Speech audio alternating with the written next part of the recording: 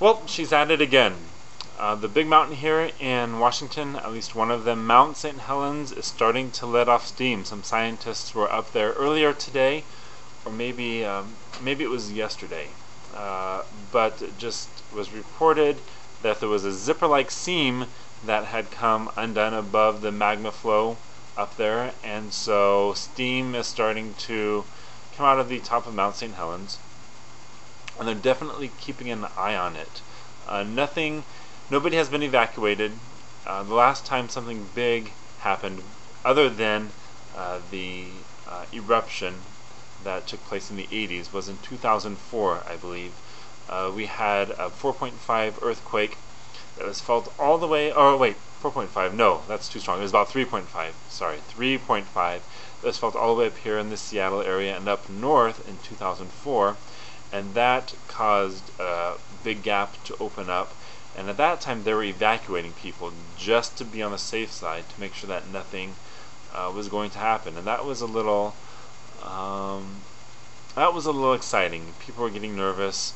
They were definitely looking to make sure that everything was in place in case there was a disaster, like the eruption that happened in the 80s. But today, they're not worried about it too much.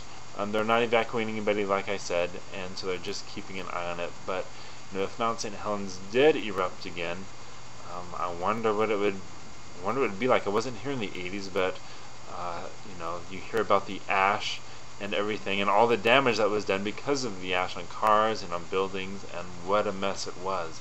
In fact, down by the Pike's Place Market here in Seattle, which is a little market that sells flowers and fruit, and artisans have their crafts out there, you can still find sculptures made out of the ash from Mount St. Helens, and they're a little tacky, but I must admit I did buy one at one time, and it's around here somewhere.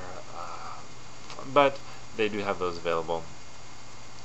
You try to keep away from all of the disasters, but no matter where you go, it seems here in the U.S., every place has its downfall. I know in Kansas we had tornadoes, though I never was in a tornado, but went through a ton of hailstorms and pretty destructive winds and thunderstorms. And then of course in the south you have hurricanes, and up here we have earthquakes, which has just recently been a new thing. I don't think they were worried too much about earthquakes until was it in 2000 2001 they had that earthquake that came up through here and did a lot of damage. So now schools are having earthquake drills just in case something like that were to happen.